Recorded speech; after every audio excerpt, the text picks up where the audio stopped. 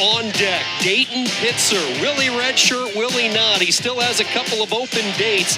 His debut inside the Pitt. Friday Night Duels rolls on from the Steel City. Brandon Whitman, the senior, Dundee, Michigan. 9-12 this season, and then the 5th-ranked Pitzer, 6-1. Immediately, Whitman is doing a good job of trying to put his weight on top of the smaller Pitzer and trying to wear him down. He may not get a takedown here, but he wants Pitzer to feel his weight. He's probably giving up a good 45 pounds. That's Pitzer is giving it up to Whitman.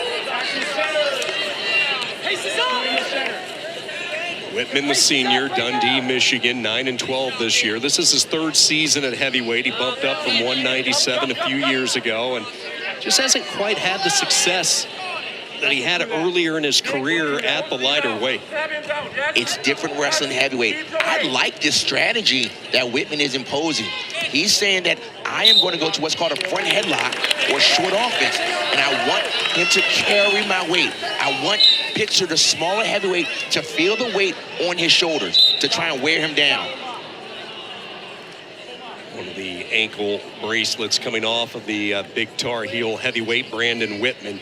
One thing about Coleman, Scott, he put together a really difficult schedule when you take a look at some of the duels that UNC had. And for Whitman, he ran into some buzzsaws back in November. A loss to Mason Paris of Michigan. He was pinned by Tate Orndorff of Ohio State.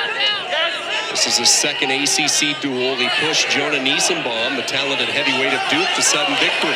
Pitzer showing some of his athleticism, trying to get to the corner, but the big guy Whitman says no, just goes right back to that front head. Circled and kind of squared up. He wants Pitzer to carry his weight. Now, Pitzer was doing a good job of getting angles, creating angles, moving the bigger wrestler. Let's see if he continues to move his feet. Move your feet, chop your feet. Whitman has slowed down just a hair since the first 2 minutes.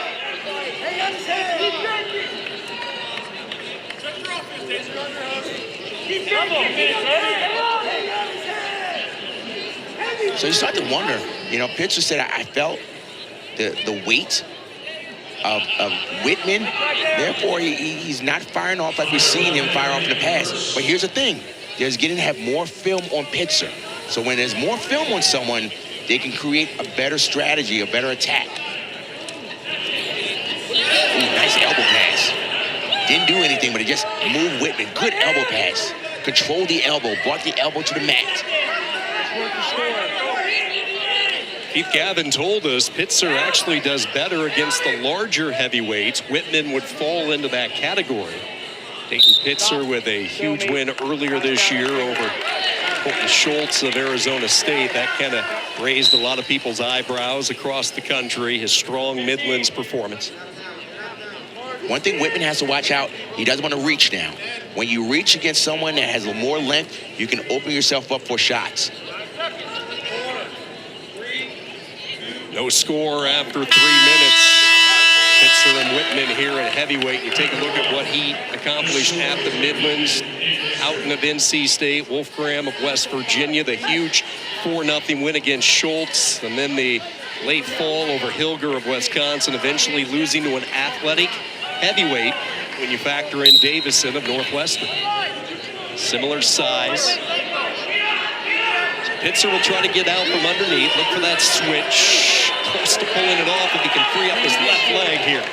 He's very good in this position because of his length. He's a long heavyweight. He's got to get his hips on top.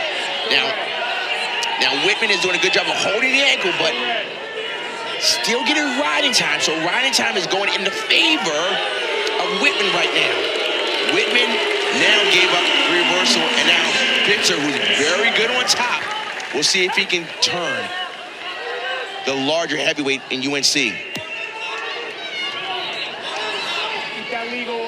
Running parallel for a while. He jumps off to the right side of the body as Whitman completely bellied out underneath. Working for a turn here. It looks like he's looking for rolling the wrist, getting out to the outside. Tries to stick a leg in inside a minute, second period.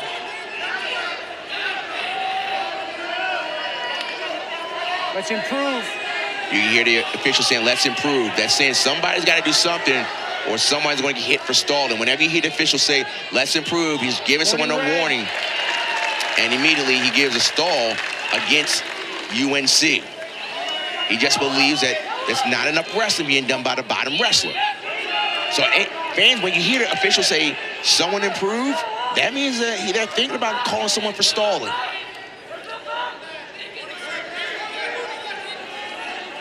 And riding time is getting close to a minute by Pitzer. So, Sean, let's set it up here.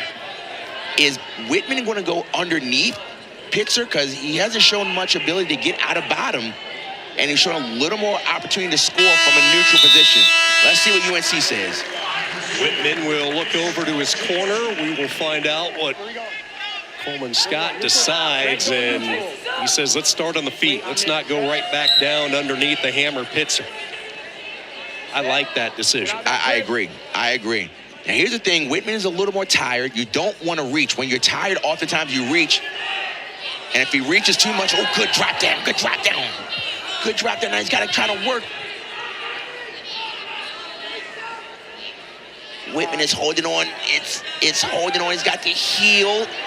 And there's the takedown. So, at this point, you're looking at the Pitt coaching staff. They're trying to figure out, should he let him up or should he ride him? He said, let him go. He said, let him go. Coach Gavin said, let him go, let him go, let him go. But apparently, Pitzer thinks that he has an opportunity to turn. But you young wrestlers at home, always listen to your coach. Listen to your coach. Your coach says, let him go, let him go. Words of wisdom right there. And this is a freshman decision. Freshman just need to listen to his coaching staff.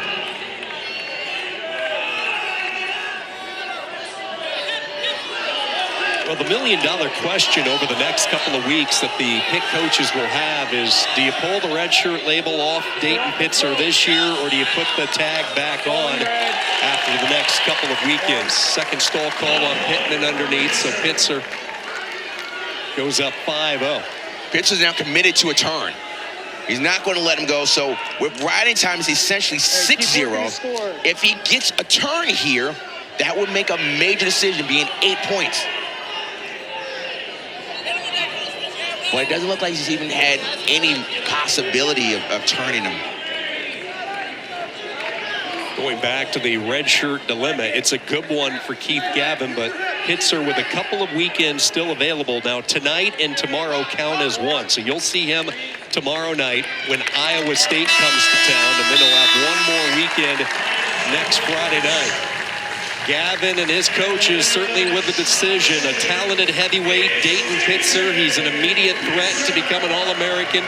He arrived on campus with the goal of being a 4-time national champion. He just keeps on rolling. Bonacorsi started the fire tonight. The talented freshman followed suit. Pitt firing the opening salvo over UNC.